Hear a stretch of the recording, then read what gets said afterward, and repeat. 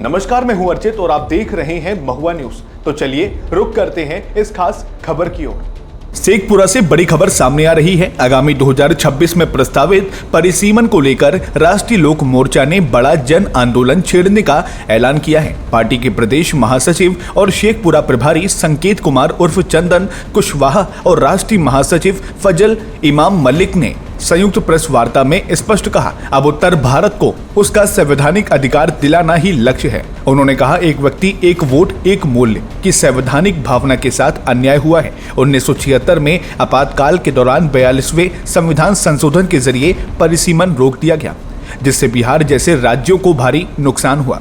संकेत कुमार के अनुसार यदि परिसीमन रोका नहीं गया होता तो बिहार की लोकसभा सीटें 40 से बढ़कर 60 तक हो सकती थीं। फजल इमाम मलिक ने दक्षिण और उत्तर भारत के बीच आबादी और सीट अनुपात में भारी अंतर की बात कही। जहां दक्षिण भारत में औसतन 21 लाख की आबादी पर एक लोकसभा सीट है, वहीं उत्तर भारत में यह आंकड़ा 31 लाख को पार कर गया। उन्होंने ये भी कहा कि महिला आरक्षण और SC/ST आरक्षण जैसे मुद्दे भी जनगणना आधारित परिसीमन के अभाव में प्रभावित हो रहे हैं। इस मुद्दे को लेकर राष्ट्रीय लोक मोर्चा ने 2 बड़ी रैलियों की घोषणा की है। 25 मई को रोहतास के विक्रमगंज में और 8 जून को मुजफ्फरपुर में जनसभा का आयोजन होगा। डॉक्टर भीमराव अंबेडकर बाबा साहब का जो संविधान दिया, उसके तहत हमारी पार्टी राष्ट्रीय लोक मोर्चा,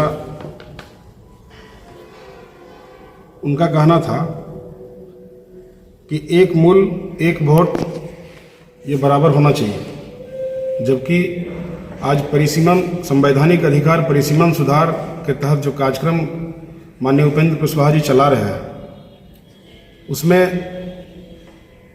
कहीं न कहीं आज छलावा हो रहा है।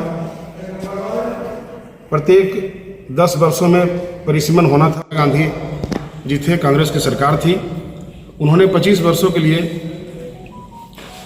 उसको आगे बढ़ा दिया, फ्रीज कर दिया गया। फिर दोबारा 2001 में भी उसे फ्रीज किया गया, उसको आगे बढ़ा दिया गया 25 वर्षों के लिए। उसका टाइम 2026 में पूरा हो रहा है।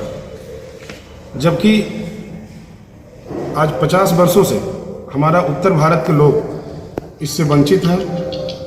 सभी लोगों को, यहाँ के लोगों को नुकसान हुआ है। और राष्ट्रीय लोक मोर्चा पहली ऐसी पार्टी है और माननीय उपेंद्र कुशवाहा जी पहले ऐसे नेता हैं जिन्होंने न सिर्फ ये आवाज़ बुलंद की है कि परिसीमन हो, आबादी के लिहाज से हो, ताकि जिन राज्यों में जिस तरह से संकेत ने एक वोट एक मूल्य बताया, तो सारे लोगों को वोट और मूल्य का अधिकार बराबर होना चाहिए। ये किसी सरकार के खिलाफ ये आंदोलन नहीं है, न नीतीश जी की सरकार के खिलाफ है, न नरेंद्र मोदी के खिलाफ। ये बिहार के विकास, जो उत्तर भारत की, जिस तरह से उत्तर प्रदेश की बात कर लीजिए, पश्चिम बंगाल की बात कर लीजिए, राजस्थान हो, मध्य प्रदेश हो, इन इलाकों के लोगों को ये अधिकार क्यों नहीं मिले? परिसीमन नहीं हो रहा है जब उत्तर दक्षिण भारत की पार्टियां ये आवाज़ बुलंद कर रही हैं कि परिसीमन नहीं होना चाहिए, तो हमें भी सचेत होना चाहिए। और हम तमाम, चूँकि ये सवाल सिर्फ किसी एक पार्टी का नहीं, ये सवाल आपका भी है, यहाँ के एक एक लोगों का है कि परिसीमन हो, आबादी के हिसाब से हो, ताकि सीटें अगर बढ़ेंगी तो बिहार की आवाज़ संसद में गूंजेगी, ज़्यादा गूंजेगी, विकास के काम ज़्यादा होंगे। तो ये पूरे और देश में अगर लागू होगा तो देश में भी हर क्षेत्र का विकास होगा।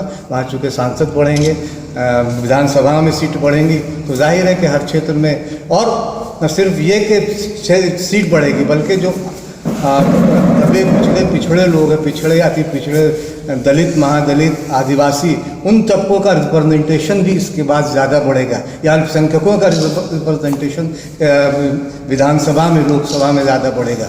तो ये आवाज़ सिर्फ इसलिए नहीं कि राष्ट्रीय लोक मोर्चा, इसलिए कि अपने हित के लिए, पूरे बिहार के हित के लिए, और बिहार के लिए अगर ज़रूरत पड़ेगी तो माननीय उपेंद्र कुशवाहा जी ने ये कहा है कि हम दूसरे प्रदेशों में जाकर भी इस लोगों से मिलेंगे, बात करेंगे और इस आवाज़ को बुलंद करेंगे।